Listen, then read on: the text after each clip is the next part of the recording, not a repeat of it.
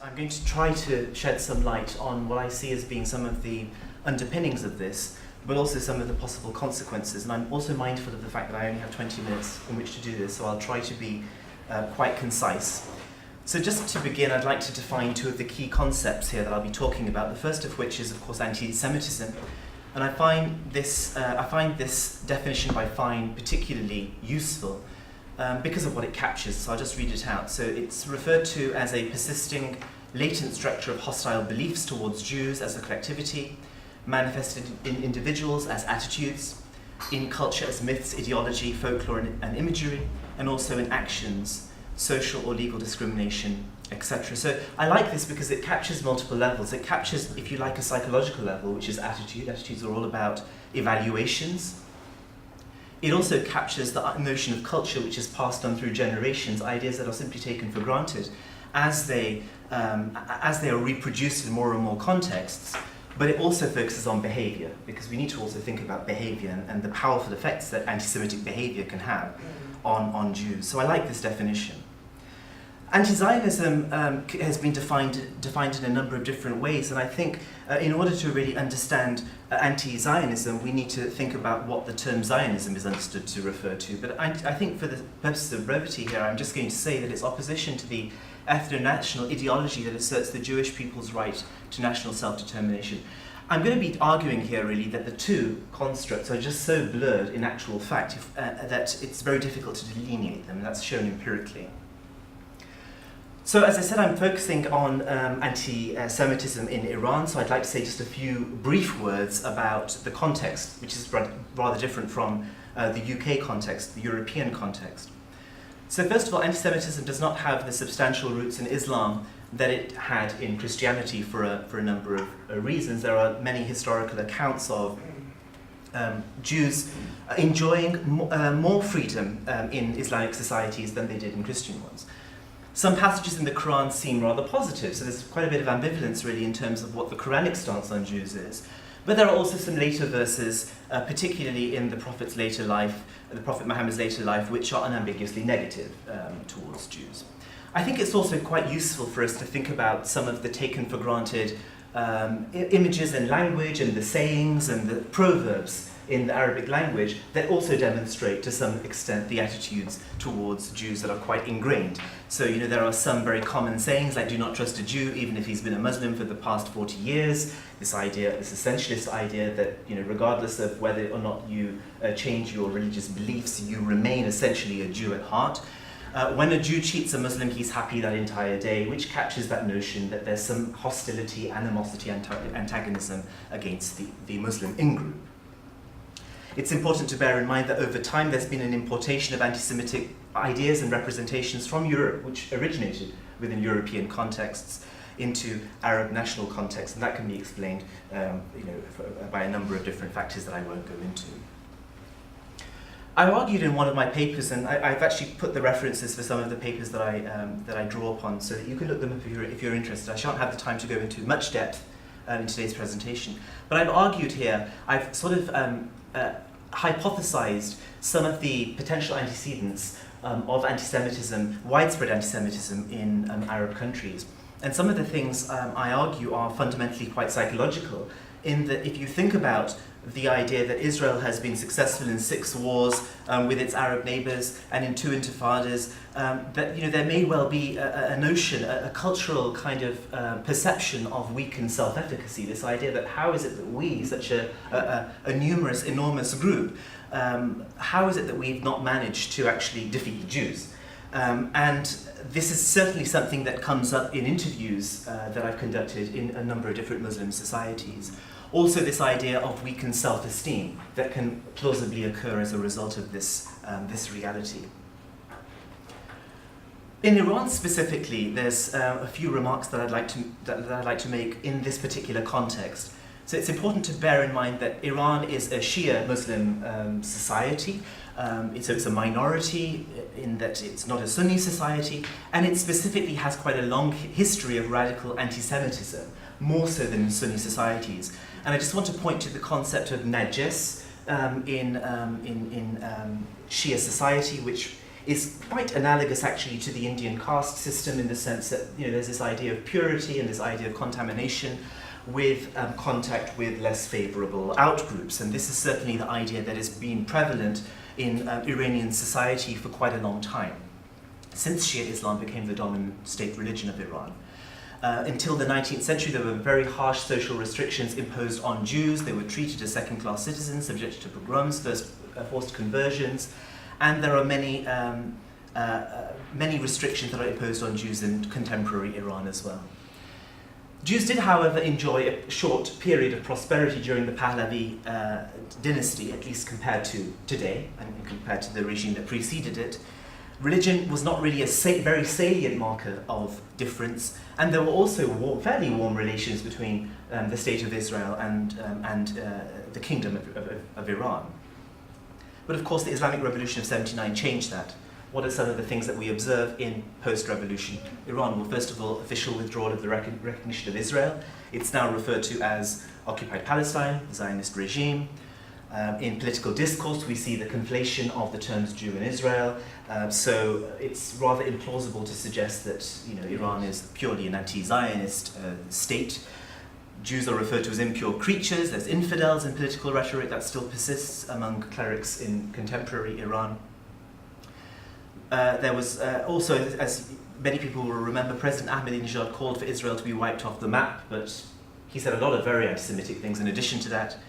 And as was mentioned in one of the presentations this morning, there was a state-sponsored conference on Holocaust denial, revisionism, and also a Holocaust cartoons competition as well.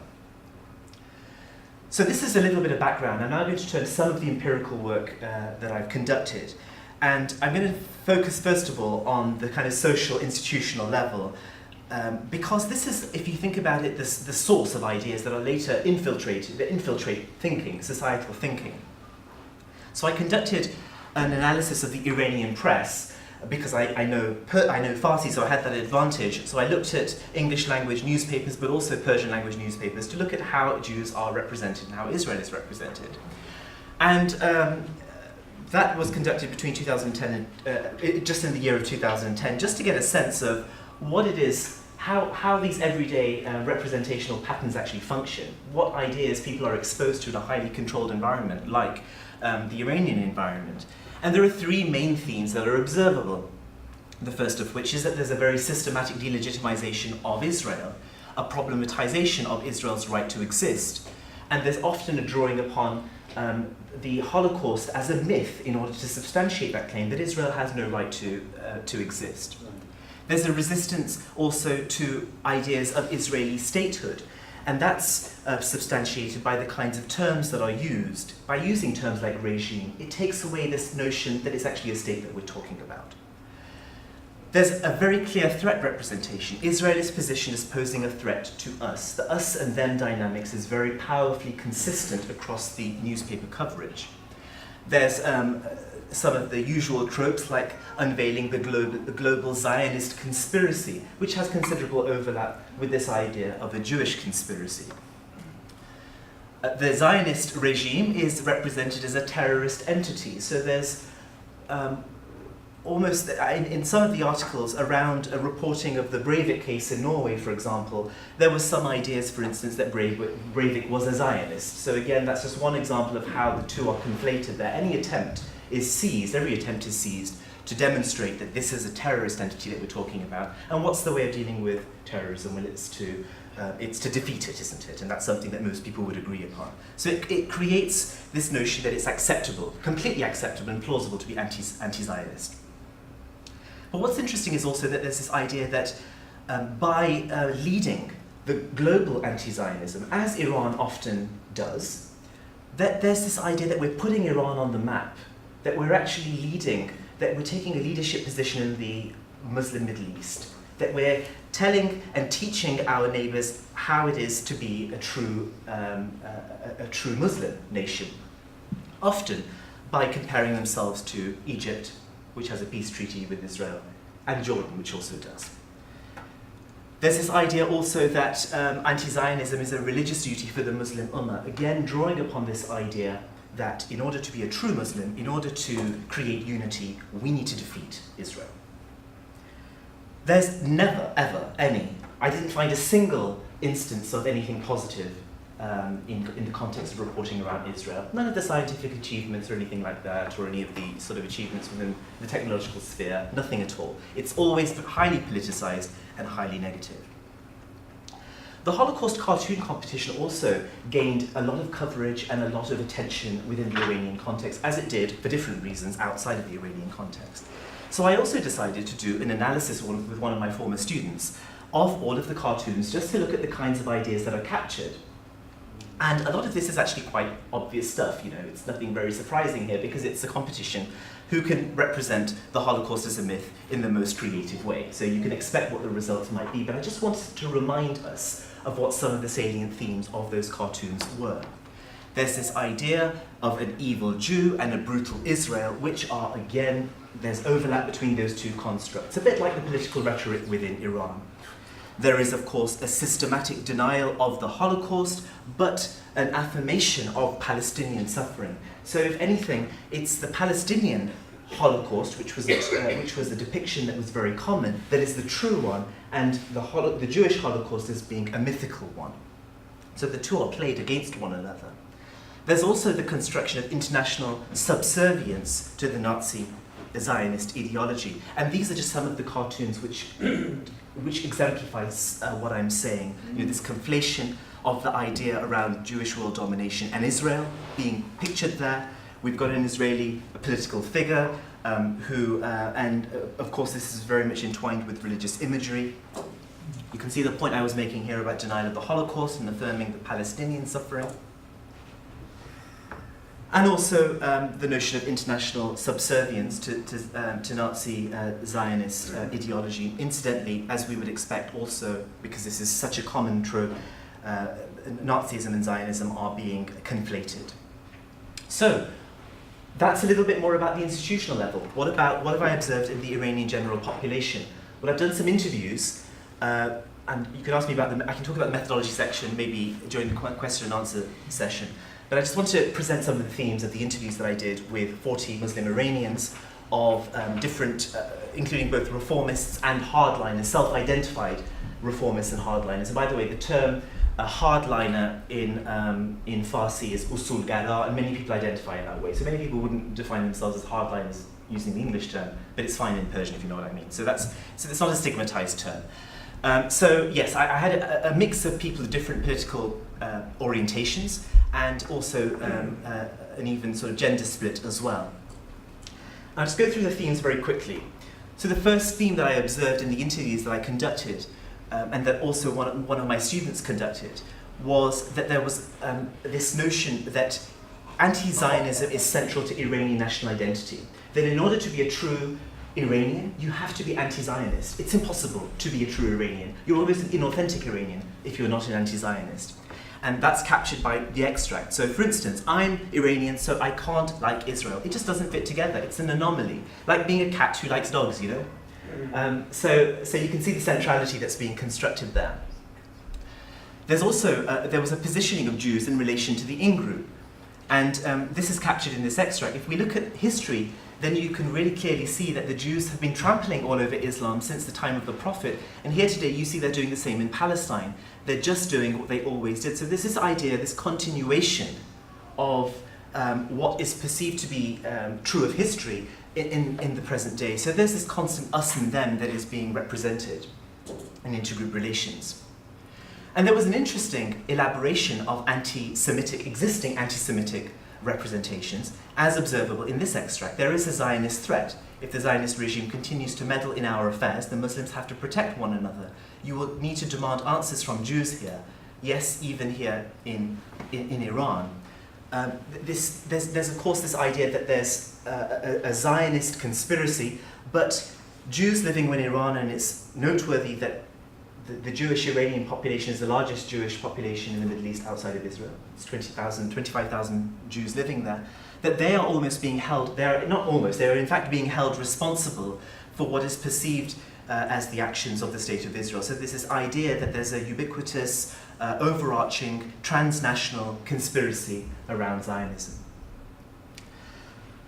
And anti-Zionism was also very much entwined with making sense of the Holocaust. A lot of people had doubts about the Holocaust, which is unsurprising given the kinds of press representations, thank you, and also the kind of Holocaust cartoon competition that is just so prevalent and so politicized within the Iranian context. And one reformist participant said, I don't have any problem with Jews. My best friend at university was Jewish, so you know that usual idea that I have no problem with them. I've got friends who are Jewish. However, you know, I don't understand why the Holocaust is so important that countries forbid you to ask questions about this. So even those people who would quite like to present themselves as being not being anti-Semitic, you can see traces actually of this ideology in how they're thinking due to the centrality of this within the cultural sphere. Now, I also conducted a quantitative study, and I want to just very briefly highlight some of the noteworthy results here. So in the quantitative study, which was a questionnaire study that was online and both disseminated within by a very brave research assistant in Iran, we actually were able to collect a convenient sample and get some quantitative data, which is slightly more generalized, but at least than the qualitative stuff that I've done. And what we find is, first of all, that anti-Semitism and anti-Zionism, when they're measured with two different scales, are correlated. So there is a correlation there. It's at least related in people's minds, at least. The more anti-Semitic one is, the more anti-Zionist one is, and vice versa. Of course, we can't really look, because of the design of the study, at what causes what, but they're associated, at least in people's minds. There were no significant differences on levels of anti-Semitism and anti-Zionism on the basis of gender. So males and females seem to manifest equally high levels. Or on level of education. This is quite different from some of the US-based research, which shows that, of course, you know, these things are, that there are differences on the basis of education. The more educated people are, the less likely they are to be, say, anti-Semitic, etc. So there's no difference there, which shows that it's quite ingrained at various levels.